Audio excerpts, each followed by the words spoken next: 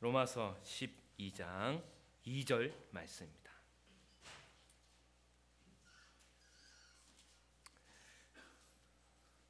함께 하나님 말씀 받들어 올리겠습니다. 너희는 이 세대를 본받지 말고 오직 마음을 새롭게 함으로 변화를 받아 하나님의 선하시고 기뻐하시고 온전하신 뜻이 무엇인지 분별하도록 하라. 아멘. 자리에 착석해 주십시오. 복음에 합당한 삶 세 번째 시간으로 이 세대를 본받지 않는 삶이라는 제목으로 하나님의 말씀 선포가 있겠습니다. 할렐루야. 부활하신 우리 주님, 오늘도 예배를 받으신 주님 찬양합니다. 오카리나 특주로 주님을 섬겨주신 우리 샘솟는 목장의 하늘의 기쁨이 날마다 샘솟기를 축복합니다. 목장별로 악기 하나씩 배우면 저희 전교회가 오케스트라가 될 수 있겠다는 잠깐 그런 상상을 해보았습니다. 3주 전에 복음에 합당한 삶이라는 주제로 시리즈 설교를 시작하면서 반쪽 진리의 위험성을 말씀드린 바 있습니다. 즉 반쪽 진리는 완전한 비진리 못지않게 위험하다 하는 것이었습니다. 그래서 우리가 복음의 정수를 담고 있는 이 로마서라는 책을 이해할 때에도 전체적으로 균형 있게 바라보고 또 이해하는 것이 매우 중요합니다.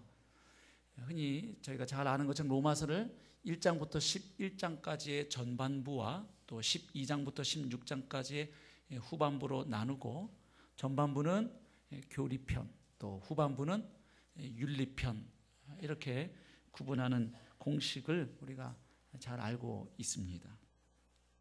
아닌 게 아니라 실제로 로마서 읽어보면 로마서 전반부는 인간의 죄에 대한 이야기, 그리고 그 죄에 대한 그리스도의 속죄 사역, 그리고 그 그리스도를 믿음으로 얻게 되는 칭의, 그리고 믿음으로 의로워진 자가 성령 안에서 어떻게 거룩해져 가는지 그 성화의 문제, 그리고 유대인과 이방인의 구원 역사에 나타난 이 하나님의 주권과 섭리에 대한 이야기, 그래서 이런 내용들입니다. 그래서 교리에 대한 내용이 맞아요. 그리고 또 로마서 후반부는 어떤 내용입니까? 지금 우리가 보고 있는 12장 1절 2절 딱 넘어오면 이제 그러므로 앞에 선포된 복음의 진리를 토대로 해서 그리스도인 삶의 대원칙, 대헌장을 먼저 선포하고, 그리고 이제 12장 3절부터 시작해서는 그리스도인의 교회 생활과 그리고 사회 생활, 이 세상에서는 어떻게 살아가는가, 그런 이야기가 적혀져 있습니다. 하지만 그렇다고 할지라도 전반부는 교리, 후반부는 윤리, 전반부는 복음, 후반부는 삶, 이렇게 칼같이 이분법적으로 구분해서 로마서를 바라보는 것은 로마서의 성격을 또 복음의 특징을 오해하는 것이지요. 비록 전반부가 복음의 내용 혹은 교리를 다루고 있는 것이라고 할지라도 후반부는 바로 그 교리에 근거한 생활, 삶, 윤리를 이야기하고 있는 것이지 그 앞에서 선포된 복음과 교리와 별도로 새로운 어떤 그리스도인의 삶을 이야기하는 것이 아니기 때문입니다. 즉 후반부에 나오는 이 삶의 이야기는 그 앞에서 선포하고 설명한 복음에 근거한 삶 혹은 복음에 합당한 삶을 이야기하는 것입니다. 그러므로 12장부터 나오는 이 그리스도인 삶에 대한 이 권면을 우리가 받을 때에 복음과는 상관없이 그저 윤리적이고 도덕적인 측면에서 접근하는 것은 온당치가 않은 것입니다. 또 이와는 반대로 앞에 선포된 그 복음에 대한 그 주옥 같은 말씀을 받을 때에도 그 복음이 낳게 되어 있는, 그 복음이 반드시 나아야만 하는 그 삶의 열매를 이야기하지 않는다면, 빼뜨리고 복음을 전한다면 그 역시 온당한 것이 아닙니다. 왜냐하면 그 앞에 복음 이야기하는 게 뭔데요? 목적이 그 복음을 깨닫고 받아들인 사람들이 바로 이 세상에서 이러한 하나님의 백성들로 살아가도록 하기 위해서 바울이 복음을 전했기 때문이지요. 그래서 우리가 이 복음과 삶이라는 주제를 균형 있게 바라보는 것이 매우 중요합니다. 그런데 그동안 안타깝게도 이 부분에 우리 한국 교회가 많이 좀 실패해 오지 않았는가 하는 안타까움이 있는 것이지요. 그러다 보니까 복음을 잘 이해했다고 하면서 복음을 받아들였다고 하면서도 소위 복음 따로 삶 따로 믿음 따로 행함 따로 성경이 전혀 가르쳐준 적이 없는 이 기형적인 그리스도인의 모습을 우리가 보고 있고 그래서 또 세상으로부터 비난을 받고 있는 것이지요. 그래서 우리는 복음과 삶, 이 믿음과 행함의 문제를 성경이 가르쳐주는 그대로 균형 있게 바라볼 수 있기를 바랍니다.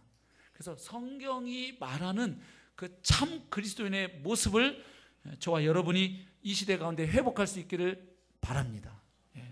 그래서 그럴 때 우리가 이 마지막 시대의 온전한 복음의 증인으로 쓰임받게 되고 그럴 때 한없는 하늘로부터 주어지는 그 기쁨과 감사와 감격이 우리 삶 가운데 우리 신앙생활 가운데 풍성해질 줄로 믿습니다.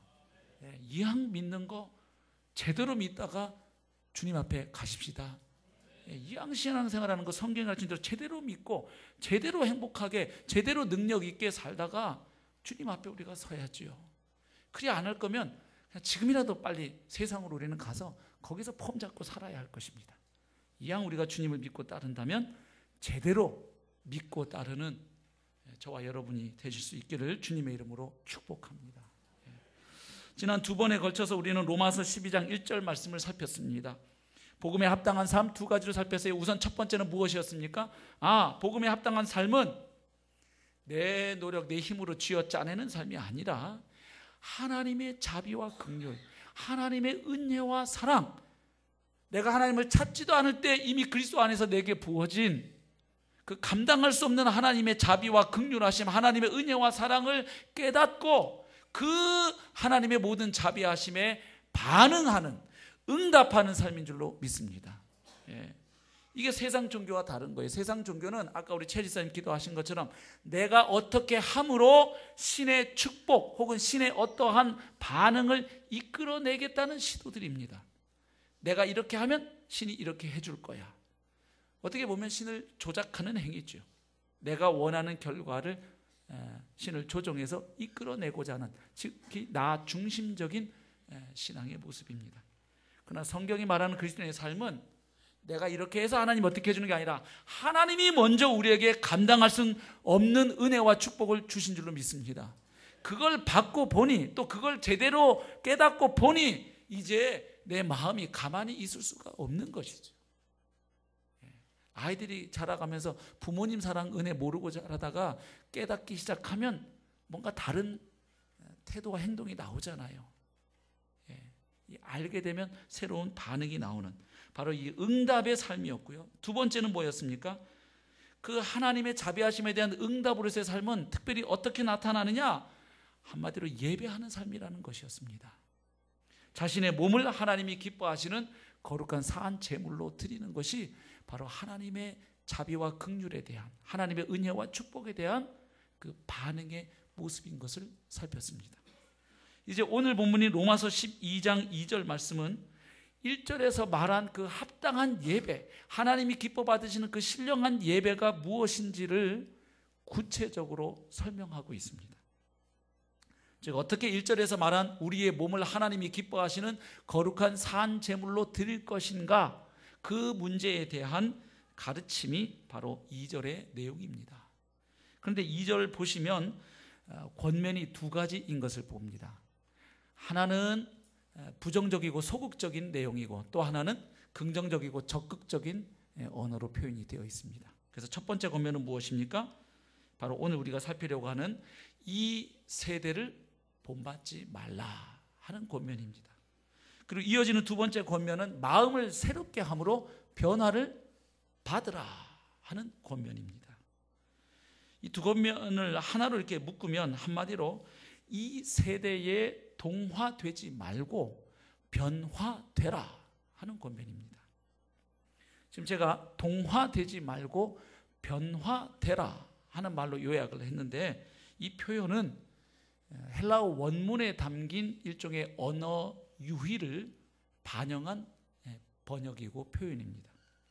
원문을 보니까 2절에 사용되어 있는 두 동사에는 모두 형태 혹은 형상, 형체라는 말이 포함이 되어 있음을 알 수 있습니다. 그래서 오늘 본문 2절 말씀을 문자적으로 기계적으로 한번 번역해 보면 이렇게 할 수 있습니다. 이 세대와 같은 모양이 되지 말고, 즉 동형이 되지 말고 너희는 변형되라. 동형되지 말고 변형되라. 이렇게 번역할 수 있습니다. 그래서 실제로 영어 번역본들을 보시면 conform, transform 이렇게 번역이 되어 있어요. 그러니까 거기에 form이라는 단어가 공통적으로 들어가 있죠. conform 되지 말고 transform 되라. 이렇게 번역이 되어 있습니다. 그래서 오늘 우리가 집중적으로 살필 말씀은 2절에 나타난 두 권면 가운데 첫 번째 권면, 이 세대를 본받지 말고 하는 말씀입니다. 아주 짧은 말씀인데 이 말씀을 제대로 우리가 이해하고 또 받고 순종하기 위해서 살필 내용이 두 가지가 있죠. 하나는 먼저 이 세대를 본받지 말라고 했으니까 이 세대가 무엇을 뜻하는가. 그다음 두 번째는 본받지 말라는 것이 또 무엇을 의미하는가 하는 내용이 되겠습니다.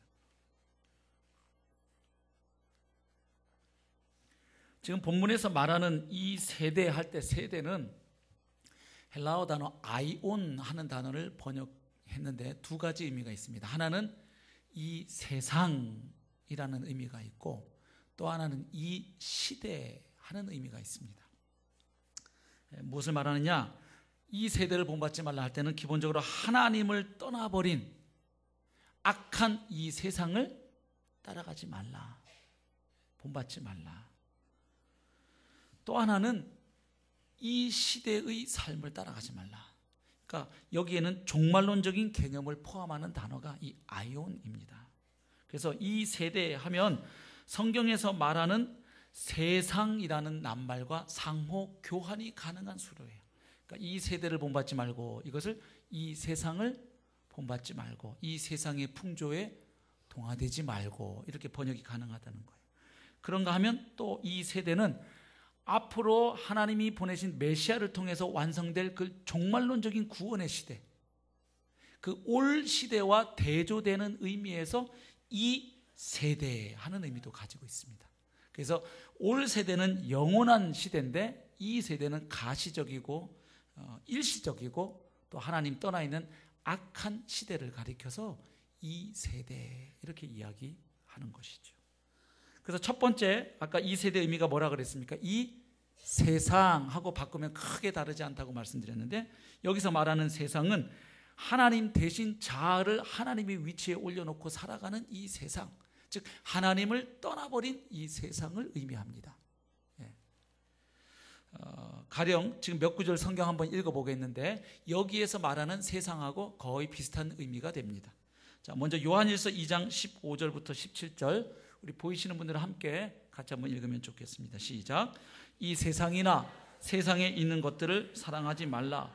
누구든지 세상을 사랑하면 아버지의 사랑이 그 안에 있지 아니하니 이는 세상에 있는 모든 것이 육신의 정욕과 안목의 정욕과 이생의 자랑이니 다 아버지께로부터 온 것이 아니요 세상으로부터 온 것이라. 이 세상도 그 정욕도 지나가되 오직 하나님의 뜻을 행하는 자는 영원히 거하느니라. 아멘. 하나님을 부인하는 세상, 하나님 떠나버린 세상.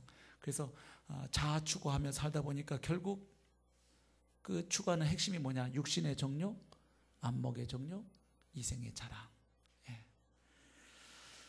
하나님 대신 자신을 섬기고 살아가는 세상을 말하죠. 제가 어릴 때 이 구절 읽고 하나님한테 삐진 적이 있어요. 아니 제가 주일학교 때 배운 노래가 있거든요. 하나님이 세상을 이처럼 사랑하사. 자기는 세상을 사랑하면서 우리 복은 세상을 사랑하지 말라니. 이런. 나중에 알았어요. 한글로는 같은 세상이지만 헬라어로는 다 다르죠. 지금 요한일서 2장에서 말하는 세상은 하나님이 창조하신 이 아름다운 세상을 말하는 게 아니고 하나님을 하나님으로 인정하지 않는 하나님을 떠나버린 이 악한 세상. 그 속에 살아가는 사람들, 그리고 그들이 만들어내는 하나님을 대항하는 가치, 문화, 제도들, 하나님을 거부하는 모습들, 바로 그것을 말하지요. 에베소서 2장 1절부터 3절에도 세상이 나오는데 한번 보시죠. 그는 허물과 죄로 죽었던 너희를 살리셨도다. 그러니까 구원받은 그리스도인들도 과거 한때는 죽어 있었던 사람들인 것을 말합니다. 그때에, 즉 죽어 있을 그때에 하나님에 의해서 다시 새롭게 살아나기 전에는 어떤 상태였느냐? 너희는 그 가운데에서 행하여 뭘 따르고? 이 세상 풍조를 따르고. 그러니까 하나님 없이 살아가는 이 세상 사람들의 삶의 방식, 인생관, 가치관, 세계관, 문화, 그 삶의 모습들을 따르고. 왜? 죽어 있으니까요. 죽어 있는 물고기는 그 흘러가는 물을 거슬러 올라갈 힘이 없어요. 생명이 없어요. 그냥 그 물에 떠내려갈 뿐이에요. 둥둥. 그러니까 영적으로 죽어 있는 사람들은 이 세상 풍조에 저항할 수 있는 힘이 없는 거예요. 그냥 따라가는 거예요. 공중의 권세 잡은 자를 따랐으니 곧 지금 불순종의 아들들 가운데서 역사하는 영이다. 자기는 꽤나 자율적인 존재라고 믿고 자기 스스로 인생을 선택하며 살아간다고 착각하지만 알고 보면 악한 영의 인도를 받고 살아간다는 것이. 전에는 우리도 다 그 가운데서 우리 육체의 욕심을 따라 지내면 결국 생명 없을 때 모습은 뭘 따라가느냐? 육체의 욕심, 육체의 소욕대로, 그 본능대로 살아가는 겁니다. 육체와 마음에 원하는 것을 하여 다른 이들과 같이 본질상 진노의 자녀이었더니. 또 디모데후서 4장 10절 보면 노사도 바울이 인생 노년에 이렇게 이야기합니다. 대만은 함께 한때 바울을 따라다니고 동역했던 대만은 이 세상을 사랑하여 나를 버리고 데살로니가로 갔고. 이 세상을 사랑하여. 그러니까 하나님이 이 세상 사람 사랑하듯이 세상 사람들을 사랑해서 복음 전하러 갔다, 그 말이 아니에요. 하나님 없이 살아가는 이 세상의 삶의 방식, 결국 그쪽으로 다시 돌아가 버렸다는 그 이야기죠. 배교했다는 이야기입니다. 디도서 2장 12절 우리를 양육하시되 경건하지 않은 것과 이 세상 정욕을 다 버리고 신중함과 의로움과 경건함으로 이 세상에 살고. 그리스도인들이 이렇게 살도록 부름받은 거죠. 고린도전서 1장 20절 지혜 있는 자가 어디 있느냐, 선비가 어디 있느냐, 이 세대의 변론가가 어디 있느냐, 하나님께서 이 세상의 지혜를 미련하게 하신 것이 아니냐. 지금 몇 구절 보았는데 바로 이 세대를 할 때 그 세대가 바로 지금 읽은 이 세상의 의미하고 거의 유사하다, 이렇게 보시면 되겠습니다. 그 다음 이 세대라는 말 안에 또 뭐가 있다 그랬어요? 시간의 개념이 포함되어 있다 그랬죠. 장차 올 시대와 대조되는 지금 이 시대를 의미하는 거예요. 그래서 일시적이고 악한 시대. 그래서 바로 그리스도인들을 이 시대 가운데서 구원하셨다고 이야기합니다. 우리 갈라디아서 1장 4절 말씀 같이 한번 읽겠습니다. 시작. 그리스도께서 하나님 곧 우리 아버지의 뜻을 따라 이 악한 세대에서 우리를 건지시려고 우리 죄를 대속하기 위하여 자기 몸을 주셨으니. 아멘. 이 하나님 떠나버린 이 악한 세대 가운데 하나님이 우리를 건져내시려고 바로 자기 아들 그리스도를 십자가의 제물로 내어주셨다는 거예요. 이 악한 세대에서 건져내었다. 에베소서 1장 20절 21절입니다. 그의 능력이 그리스도 안에서 역사하사 죽은 자들 가운데서 다시 살리시고 하늘에서 자기의 오른편에 앉히사 모든 통치와 권세와 능력과 주권과 이 세상뿐 아니라 오는 세상에 일컫는 모든 이름 위에 뛰어나게 하시고. 여기 보세요. 이 세상이 있고 장차 오는 세상이 있어요. 그래서 결국 이 세대라는 말은 지금 사도 바울이 우리 구원받은 그리스도인의 삶을 어떻게 보고 있느냐, 특별히 구원사적인 구속사적인 틀 가운데 우리의 삶을 바라보고 있음을 뜻합니다. 즉 이런 말입니다. 예수 그리스도의 죽으심과 부활로 말미암아 이 땅에 새로운 시대가 왔고 거듭난 그리스도인은 이제 주님이 가져오신 새로운 시대, 새 시대에 속한 자가 되었다는 겁니다.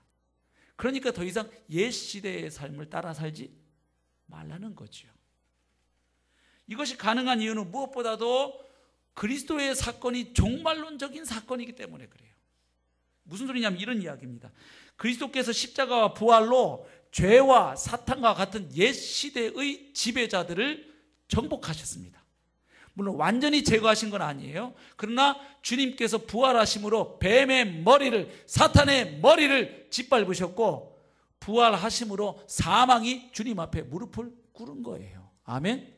예, 그래서 주님께서 바로 십자가와 부활로 죄와 사탄과 같은 옛 시대의 지배자들을 정복하시고, 주님께서 새로운 시대, 메시아가 가져오는 그 구원의 시대를 주님이 출범시키셨다 이 말입니다. 그리고 주님이 그 새로운 시대의 왕으로, 주님으로 즉위하신 거예요. 승천하셔서 하나님 보좌 우편에 주님이 앉으셨죠. 그럼 신자는 어떤 사람들이냐? 바로 그 성경대로 죽고 성경대로 부활하신 그 주님, 그래서 온 우주의 왕으로 등극하신 그 주님을 나의 주인으로, 나의 주님, 나의 왕, 나의 하나님으로 믿고 고백한 사람들입니다. 맞습니까? 예. 그 전에는 내가 내 인생의 주인이었다 이 말이에요.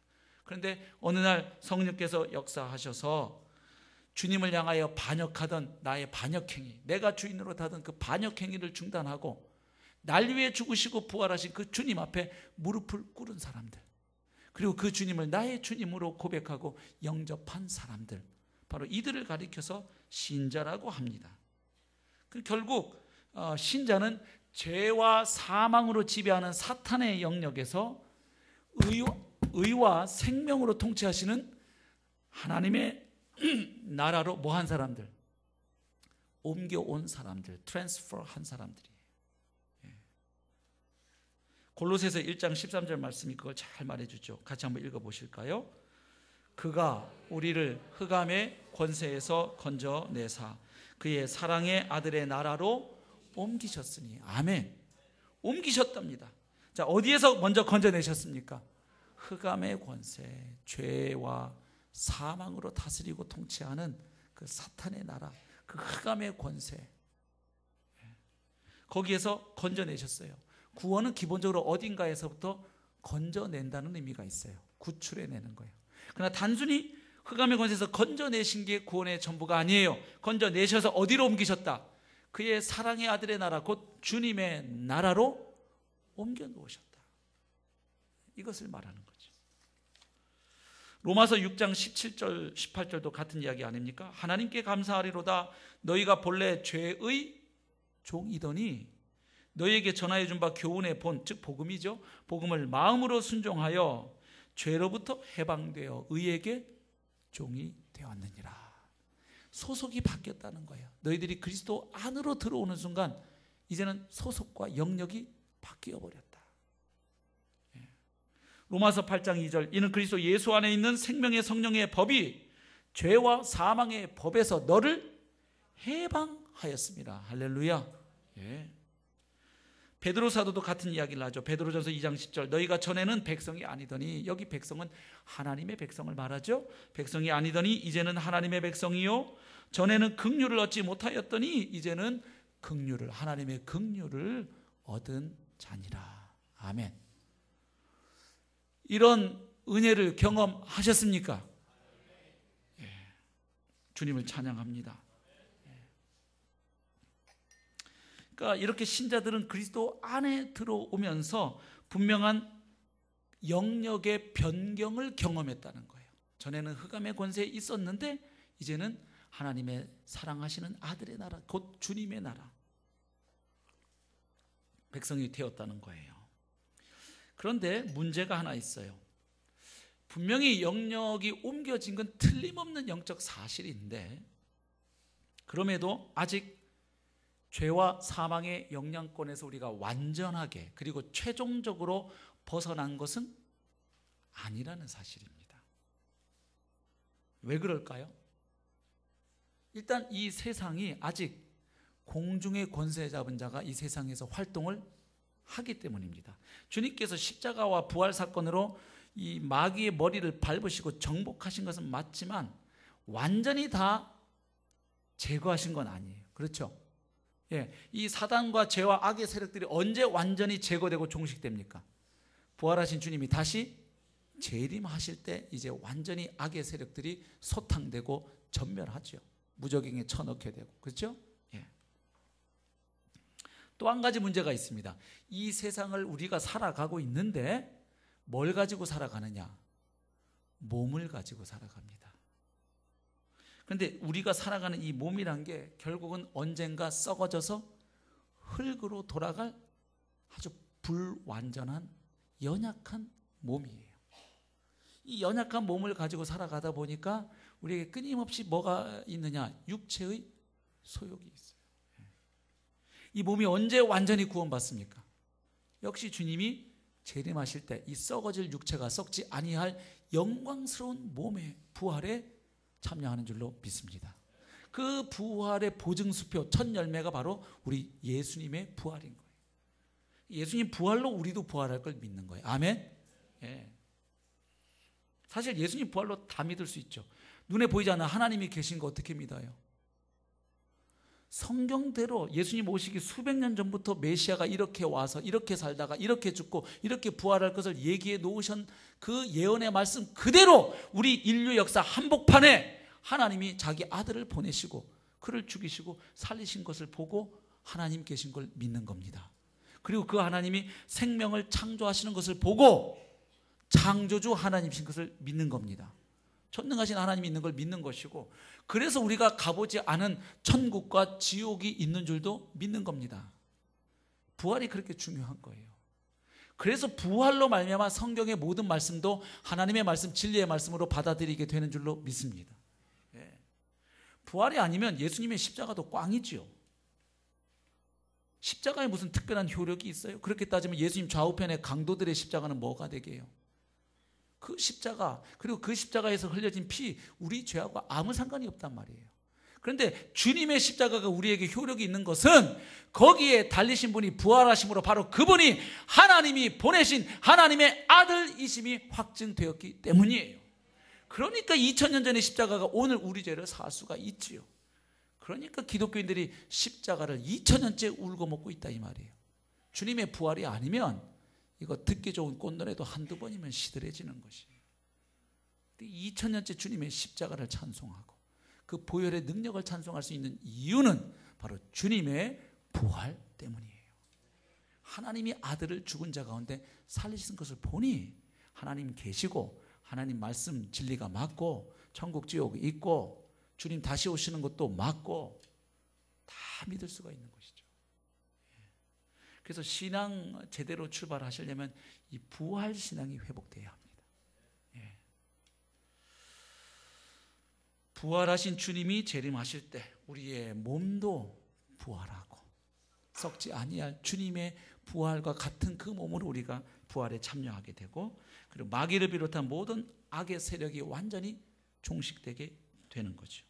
그러면 결국 말이죠, 구원받은 성도가 살고 있는 이 시대는 어떤 상황입니까? 결국 옛 시대가 완전히 끝나지는 않은 상황에서 장차 메시아를 통해서 오게 될 새로운 시대가 이 역사 속으로 이 옛 시대 안에 뚫고 들어와 있는 그런 형국, 그런 모양이에요. 아주 특별한 상황이에요. 그래서 예수님 재림 때까지는 이 옛 시대와 예수님이 가져오신 새 시대가 공존하고 겹치는 부분이 있는 거예요. 그래서 우리가 그리스도 안에 있고 성령의 인도를 받지만 한편으로는 이 시대 속에 몸을 가지고 살다 보니 끊임없이 어떨 위험성이 있을까요? 바로 이 시대 그리스도 안에 들어오기 전 예전의 삶으로 돌아갈 가능성, 세상 사람들과 비슷하게 살아갈 가능성이 있다 이 말이에요. 그러니까 이 세대를 본받지 말고 이렇게 얘기해요. 본받을 가능성이 아야 없으면 이런 말할 필요가 없는 거예요. 분명히 흑암의 권세에서 하나님의 나라로 옮겨온 것 틀림없는 사실이고 영원한 생명을 이미 얻은 것도 사실이지만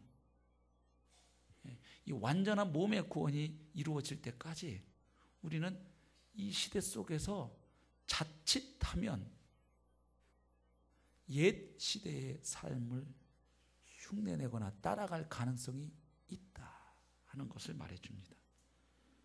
그래서 결국 이 세대를 본받지 말라 할 때는 무슨 의미가 있을까요? 하나님 없이 살아가는 이 세상 사람들의 삶의 모습, 그 가치관, 인생관, 세계관, 생활 방식들, 일하는 방식들, 인간을 대하는 방식들, 사업을 경영하는 방식들, 세상을 바라보는 관점들, 그것을 따라가지 말고, 즉 이 세상의 풍조에 동화되지 말고 하는 의미가 되는 것이죠. 이 의미를 가만 되새겨 보면 그만큼 이 세대가 우리 구원받은 그리스도인들에게도 우리의 그 삶의 모습, 또 성격, 행위를 형성하는 데 있어서 상당한 힘을 행사할 수 있다는 것을 말해줘요. 실제적인 압력이 된다 이 말이에요. 우리 그리스도인에게 실제적인 그 상당한 압박이 된다는 것을 의미합니다. 아닌 게 아니라 그렇죠. 사회적인 그룹들, 문화적인 관습이나 규범, 사회적인 여러 관계들, 또 전통들, 이런 것들은 그 사회 안에 포함되어 있는 각 개인의 행위와 삶의 모습을 이렇게 많이 규정짓고 영향을 주는 것이 사실입니다. 그런 세상의 모든 구조와 관습이 다 악은 아니지만, 그러나 문제는 이 세상의 공중의 권세 잡은 자가 아직 활동을 하기 때문에 그 배후에서 악한 영들이 뭐 할 수 있다? 역사할 수 있지요. 그래서 여기 본받지 말고라는 표현을 원어로 읽어보니까 현재 명령법입니다. 즉 한 번 하고 치우는 일이 아니라는 거예요. 끊임없이 반복하라는 뜻입니다. 그러니까 너희들이 완성되는 구원에 들어가기 전에, 몸의 부활을 경험하기 전까지는 이 악이 지배하고 있는 세상을 본받게 될 가능성이 늘 그 위험성이 있기 때문에 너희들은 끊임없이 그것을 거부하고 성령을 따라, 믿음을 따라, 주님을 따라 살기 바란다. 그런 권면이 되는 것입니다. 그래서 이 세상에 동화되지 말라 하는 부분을 보면 본받다라는 단어가 시스케마티제스티조 하는 단어인데, 이 단어의 중간에 보면요, 이 스케마라는 단어가 있는데 이게 겉으로 나타나는 형체, 모양 이런 뜻을 가진 단어예요. 그러니까 결국 본받지 말라 이 말은 그 형태와 같아지지 마라 이런 뜻이 돼요. 예. 그래서 이 J.B. 필립스 성경을 보면 Do not let the world around you squeeze you into its mold 이렇게 돼 있어요. 그러니까 당신 주위의 세상이 그 형태로 당신을 스퀴즈, 쥐어짜지 못하도록 거부하라 이런 말이에요. 그러니까 이렇게 떠올리시면 쉬워요. 이제 쌀쌀해지니까 이제 곧 계절이 돌아왔어요. 이 붕어빵의 계절이 돌아왔거든요. 네, 그것 떠올리시면 돼요. 그 붕어빵, 황금 잉어빵 파시는 분들이 보면 그 쇠로 된 틀이 있죠. 그 틀에다가 이제 잘 반죽된 밀가루 반죽 붓고 맛있는 팥도 넣고 뚜껑 덮어서 그 불로 가열을 하면 이게 이제 맛있는 따끈따끈한 아이고 배고프신 분들이 계신가 보다. 붕어빵이 탁 나와요. 좀 있으면. 그렇게 세상이 너희를 그렇게 찍어내지 못하게 하라. 같은 모양이 되지 않도록 주의하라. 깨어있으라 하는 말이에요. 그러니까 세상은 끊임없이 우리도 구원받지 못한 사람들과 별반 다를 바 없는 모습으로 찍어내려 한다 이 말입니다. 그러니까 옛 시대를 새 시대에 속한 자지만 옛 시대를 살아가는 우리에게 옛 시대가 주는 압력이 현실적으로 있다는 것입니다. 그래서 이 옛 시대를 장악하고 있는 공중의 권세 잡은 자가 이미 예수님께 패배했지만 완전히 물러난 건 아니지요. 그 머리가 밟혔는데도 그 뱀이 꼬리치는 힘이 대단하지요. 예, 그것처럼 지금도 우는 사자같이 삼킬 차를 찾아 두루 돌아다니고 있다 이 말이에요. 그래서 마지막 주님 앞에 완전히 굴복될 때까지 지금 저항하면서 최후의 발악을 하는 시기에 우리가 살고 있는 것이죠. 그래서 새로운 시대가 이미 주님이 이 땅에 오심으로 이미 도래했음에도 불구하고 사람들을 속여서 한 명이라도 더 자기 편으로 만들어서 세력을 키워가려고 열심히 사역하고 있다 이 말입니다. 그렇습니다. 이 시대가 우리에게 얼마나 압력을 주는지요. TV 보시고 라디오, 인터넷, 신문, 잡지, 영화, 연극, 각종 음악들 이런 거 보면 우리에게 끊임없이 메시지가 하나 있어요. 너희들 이 시대의 풍조를 따라가지 않으면 사회적으로 상당히 뒤처질 거야. 이런 압력을 계속 주죠.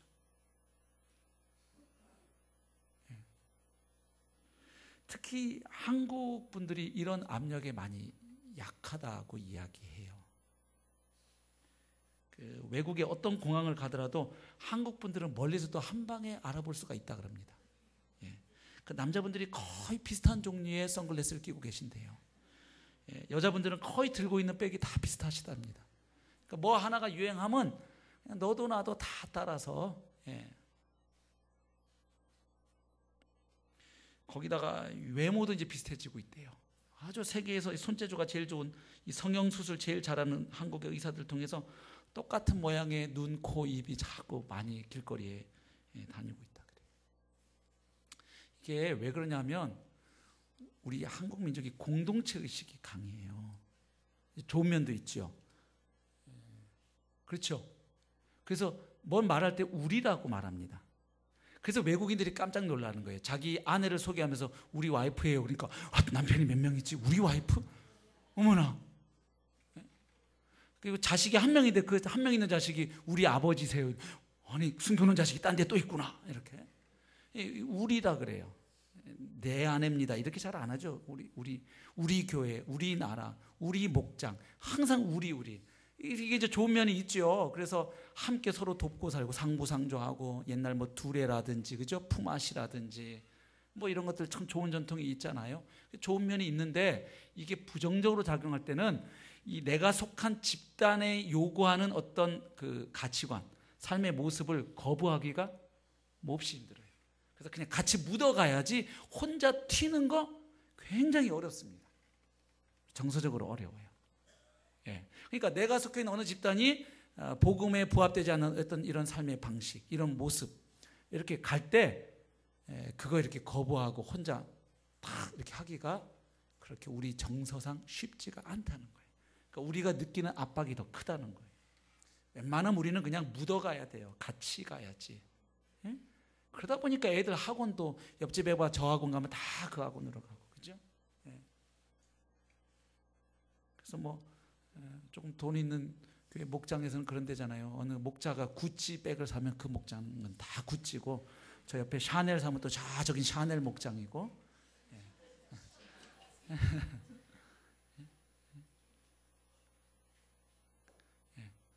좋은 거는 같이 하면 좋겠어요. 오늘 샘선동 목장 오카리나를 다 배워가지고 이렇게 함께 하시는 거 보니까 얼마나 좋습니까?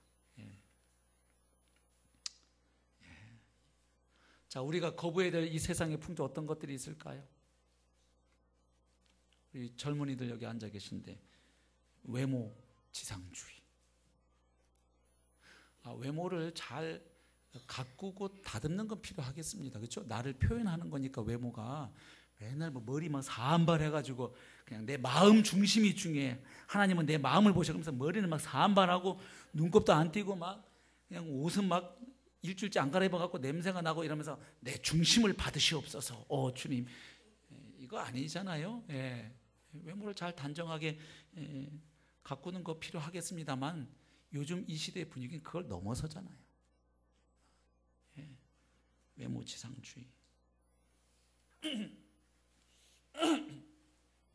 또 물질주의와 성공주의는 어떻습니까? 물질적인 풍요가 인간에게 진정한 삶과 행복을 가져다 줄 것이라는 기대를 가리켜서 우리가 물질주의라고 해요. 그래서 이 물질주의는 물질을 최고의 선이고 가치로 여기게 되고 목표로 삼게 되죠. 그러다 보니까 그 물질과 힘을 소유할 수 있는 조건을 내가 확보하는 것을 가리켜서 성공이라고 여기게 돼요. 좀 더 많은 물질과 좀 더 많은 힘을 소유할 수 있는 어떤 삶의 조건을 내가 획득하고 확보하는 것, 그것을 성공이라고 여기는데 이걸 가리켜 이제 성공주의라고 그러죠. 그래서 이 물질주의와 성공주의는 아주 밀접하게 연결되어 있고요. 또 다원주의는 어떻습니까? 원체 우리가 다원화된 사회에 살고 있기 때문에 서로 다른 것들을 인정하는 건 필요하죠. 이 다원화된 사회 속에서 살아가는 데 있어서 서로 다른 다양성, 그런 것들을 인정해야지요. 내가 녹차 좋아한다고 막 커피 마시는 사람 때려 패면 되겠습니까? 내가 녹차 좋아하지 너는 커피 좋아하는구나. 근데 이 논리를 이제 동성애다 요즘 동성애자들이 가지고 오죠. 너는 이성 좋지, 난 동성 좋아. 뭐 이런 식으로 이걸 성적 취향의 문제로 자꾸 접근을 하는데 구분할 줄 알아야죠. 어쨌든 다원화된 사회 속에서 서로 다른 피부 색깔이 다르고 문화가 다르고 서로 여러 가지 기질이 다르지만 그걸 다 하나님이 만드신 거니까 서로 존중하고 인정하는 이 다원성을 인정하는 건 좋은 거겠지만 이게 슬그머니 어떤 걸로 들어옵니까? 이 종교 다원주의로 들어와서 심지어는 교회 안에 있는 그리스도인들도 예수 그리스도는 내가 인정하지만 예수 그리스도만이 하나님께로 가는 유일한 길인 것은 거부하는 분들이 교회 안에도 많습니다. 심지어 목사님들 중에도 예수 그리스도만이 유일한 하나님이 허락하신 구원의 방법이다. 아니다. 타 종교에도 구원이 있다. 이런 이야기 목사님들까지 이제 하시거든요. 우리가 타 종교인 분들을 한 인간으로서 존중하고 사랑하고 섬기는 것은 필요합니다. 반드시 그렇게 해야 됩니다. 그렇죠? 저는 그래서 지하철에서 스님들 만나면 굉장히 그분들을 존중합니다. 왜냐하면 그분도 하나님의 형상으로 지음받은 피조물이고 하나님이 그분을 위해서 자기 아들을 십자가에 내어 주셨기 때문입니다. 그분이 지금 진리를 찾는 구도자의 길인데 아직 주님 안에서 절대 진리를 못 찾아서 그런 거지요. 그분을 귀히 여겨야죠. 그러나 그거하고 다른 종교에 있는 분들을 우리가 존중하고 배려하는 것하고 그러므로 하나님께로 가는 길엔 산에 올라가는 길엔 여러 길이 있어서 예수를 통해서 갈 수도 있고 이걸 통해 이건 아니지요. 성경대로 죽고 성경대로 부활하신 분은 예수 그리스도 그분밖에 없습니다. 다른 종교의 많은 스승들을 우리가 인간으로서 존중할 수는 있겠어요. 왜? 훌륭한 분들이니까. 참 제가 석가모니 연구하고서도 은혜를 받았어요. 이 고타마 시트라타가 보통 인물은 아니잖아요. 지금도 인도는 그 신분제도 카스트 제도를 어찌하지 못해요. 헌법을 아무리 정해놔도. 근데 그 몇천 년 전에 그 왕자의 신분을 뒤로 하고 왕궁을 뛰쳐나가서 이 생로병사의 현실에 직면해서 진리를 깨닫기 위해서 이거 어떻게 여기서 해방될 수 있는가. 그 고뇌하고 그 진리를 추구하는 그 모습은 대단하지요. 그러나 그분은 난 사람일지 몰라도 하나님의 아들은 아니단 말이에요. 그분이 나를 위해서 십자가에 죽은 적이 없고 그분은 부활하지 않았어요. 맞지요? 하나님이 내가 보내는 구원자는 이렇게 와서 이렇게 살고 이렇게 죽고 이렇게 부활한다고 예고해 놓으시고 예고해 놓은 성경 말씀 그대로 나사렛 예수 그리스도 안에서 그 사건을 이루셨단 말이에요. 할렐루야. 확실한 증거를 주셨단 말이에요. 그래서 부활은 모든 사람에게 믿을 만한 확실한 증거라 그랬죠. 사도행전 17장에. 이런 종교다원주의적인 태도들. 그래서 이 복음과 하나님에 대해서도 자꾸 상대화하는 거예요. 그러니까 이 다원주의하고 상대주의가 거의 같이 가죠. 그래서 다원주의가 섬기는 진리가 하나 있어요. 절대적인 진리는 절대 없다 이런 거예요. 말에 어폐가 있죠.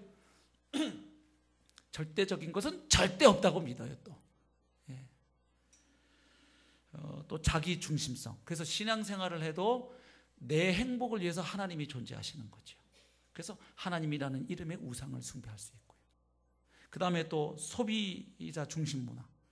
요즘 소비자의 권익이 많이 향상되고 보호받는 것은 좋은 일이죠. 근데 그러다 보니까 이게 신앙생활 하는데도 그대로 스며들어와요.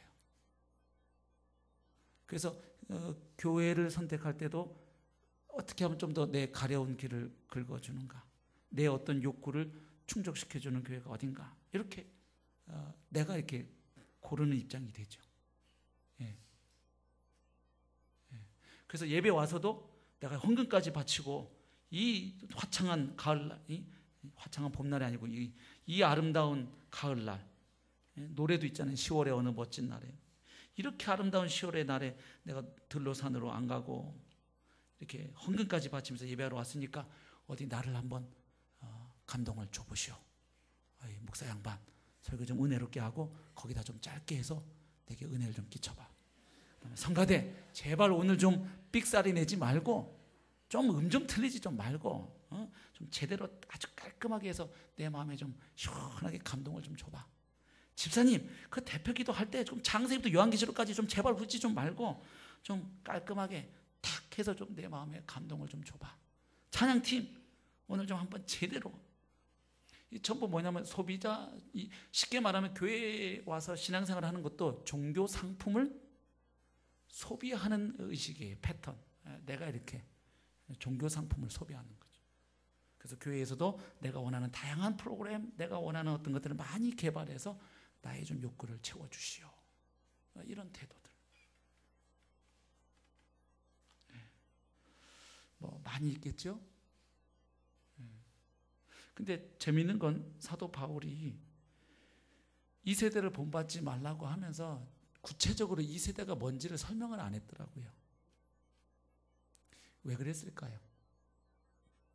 구원받은 성도면 너희들 이 세대를 본받으면 안 돼. 너희는 이미 이 세대에서 장차 올 세대에 이미 속한 하나님의 백성이야. 이 말을 하면 뭘 말하는지를 알 거라고 여기신 것 같아요. 바울 시대라면 그 황제 숭배 사상이라든지 그 당시에 쾌락주의라든지 향락주의라든지 여러 가지 있었겠지요. 지금 제가 언급한 것 외에도 우리가 하늘에 속한 자로서 거부해야 할 이 시대의 풍조가 여러 가지 있는데 성령께서 우리에게 알려주실 줄로 믿습니다. 아무튼 결론은 이렇습니다. 구원받은 자들은 세상 사람들과 다르게 살아가기를, 존재하기를 하나님은 원하십니다. 이건 신구약에 똑같습니다. 신구약이 동일한 원리입니다. 우리 창세기 18장 19절 보면 하나님께서 아브라함을 택하신 목적을 설명합니다. 내가 그로, 즉 아브라함으로 하여금 그 자식과 권속에게 명하여 여호와의 도를 지켜 의와 공도를 행하게 하려고 그를 택하였다니. 그러니까 창세기 12장에 하나님 아브라함 부르시는 장면이 나오는데 바로 앞에 장 11장이 어떤 장면이죠? 온 인류가 단합해서 바벨탑을 쌓고 창조주 하나님을 들이받는 장면입니다.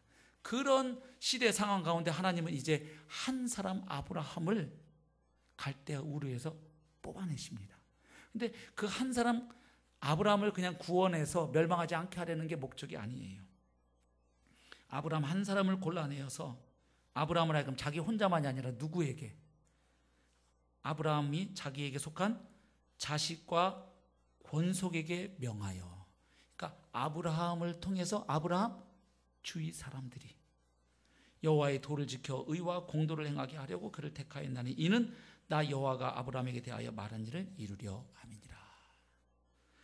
레위기 18장 3절 4절 우리 같이 한번 읽어볼까요? 시작. 너희는 너희가 거주하던 애굽 땅의 풍속을 따르지 말며 내가 너희를 인도할 가나안 땅의 풍속과 규례도 행하지 말고 너희는 내 법도를 따르며 내 규례를 지켜 그대로 행하라. 나는 너희의 하나님 여호와이니라. 아멘.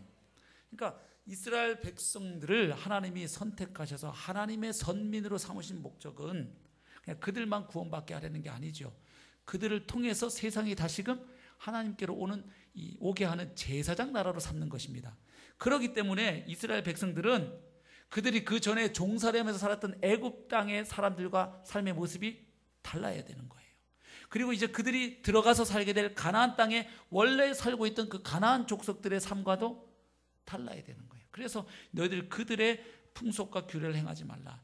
이게 세상에서 살아가는 모든 방식을 다 거부하라 이건 아닙니다. 우리도 대한민국에 살기 때문에 어쩔 수 없이 같이 따르죠. 옷 입는 방법 뭐 그렇죠. 뭐 세상하고 완전히 등지고 살아가라 이런 말씀이 아니죠. 우리는 세상 안에 들어가서 빛과 소금으로 존재하도록 우리가 보냄받은 자예요. 맞죠? 여기서 말하는 세상의 규례와 풍속은 니네는 추석도 지키지 말고 설도 지키지 말고 이런 게 아니죠. 이 하나님 없이 살아가는 이 우상 숭배하고 살아가는 그들의 잘못된 문화와 가치와 인생관, 세계관, 삶의 방식들 그 모습을 따라가지 말라는 것이죠. 예수님도 같은 말씀하셨죠. 우리 마태복음 5장 13절 오늘 마지막 말씀 한번 읽겠습니다. 시작. 너희는 세상의 소금이니 소금이 만일 그 맛을 잃으면 무엇으로 짜게 하리요? 후에는 아무 쓸데없어 다만 밖에 버려져 사람에게 밟힐 뿐이니라. 아멘. 우리 구원받은 그리스도인 하늘 백성들을 가리켜서 예수님이 소금이라고 말씀하십니다. 우리를 소금이라고 말씀하시는 이유는 무엇입니까? 소금은 그 소금만의 독특한 짠 맛을 가지고 있기 때문이고 그렇기 때문에 소금은 절대로 그 짠 맛을 잃어버려서는 안 되기 때문입니다. 그래서 여러 번 말씀드렸습니다만 방부제 조미료 역할 이전에 주님이 우리를 소금이라 말씀하시는 이유는 소금으로서의 맛을 잃어버려서는 안 된다고 말씀하시는 겁니다. 그래서 소금이 만일 그 맛을 잃어버리면 무엇으로 그 맛 잃어버린 소금을 다시 짜게 할 수 있겠느냐? 이 말은 그렇게 다시 하기가 매우 어렵다는 이야기입니다. 그렇기 때문에 맛 잃어버린 소금은 결국 밟힌다, 사람들에게. 너희는 바로 세상의 소금이다. 그러니까 그 짠 맛을 잃어버리지 않도록 하라. 여기서 말하는 짠 맛이 뭐겠습니까? 오늘 우리식으로 풀으면 세상 사람들과는 차별화되는 삶의 모습, 하나님을 아버지로, 하나님을 왕으로 믿고 살아가기에 세상 사람과는 다를 수밖에 없는 차별화되는 삶의 자태, 그 삶의 모습, 그 향기, 그 냄새, 그걸 지금 맛이라고 하는 거예요. 만약에 너희들이 세상 사람과 구별되는 그 독특한 그리스도인만의 그 맛, 하나님의 자녀들만이 낼 수 있는 그 맛을 너희가 잃어버린다면 매우 곤란하다. 주의하라 하는 말씀이죠. 그 소금으로서 우리가 계속 남아 있으려면 오늘 로마서 말씀으로 표현하면 이 세대를 본받지 않을 때 이것이 가능한 줄로 믿습니다. 그래서 오늘 우리가 이 말씀을 받을 때 이 시대의 풍조가 여러 가지 있는데 특별히 내가 많이 흔들리고 내가 많이 끌려가고 내가 많이 반응하는 어떤 이 세상의 압력이 각자 조금 다를 것 같습니다. 그래서 그 부분을 주님께서 보여주실 때 주님, 저는 이 부분은 그런 대로 잘 견디는 것 같지만 이 부분만 오면 제가 속절없이 그냥 무너져 내립니다. 이 부분만 가지고 마귀가 오면 그냥 저는 무너집니다.